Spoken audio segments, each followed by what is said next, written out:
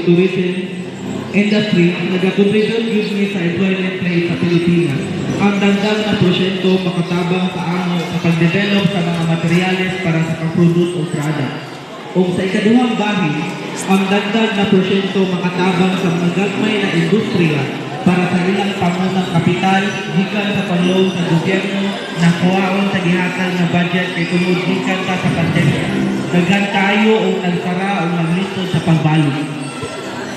Maistorya po nato karon ang usa ka spa and salon owner. Ikaw ma'am, uyon ba ka ining porsyento nga gihatag para sa sektor sa serbisyo? Sa sektor sa serbisyo, kami mga trabahante, dako kayong kalipay na ihatagan og igo-igo na budget. Kaya tanang sektor, dako kayong og kontribusyon sa pagpadayon ng pag-anda sa ekonomiya sa Pilipinas. Shout out Iris Spa and Salon, serbisyong di kamahayan. Kini si Anaya Punay para sa bayan. Panyawan Oil Limited. Atong paminahon ang testimonya sa gagamit ng Panyawan Oil Limited.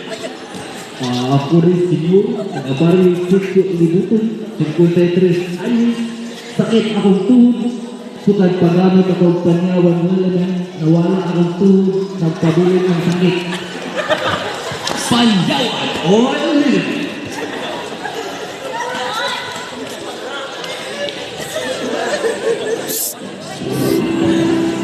Ako si Mayor Beato Lucido, o ako si Sherry Kinapuntan para sa bayan.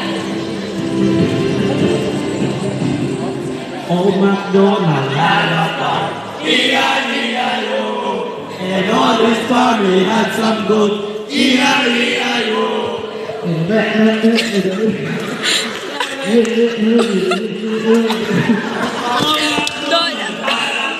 E-I-E-I-O.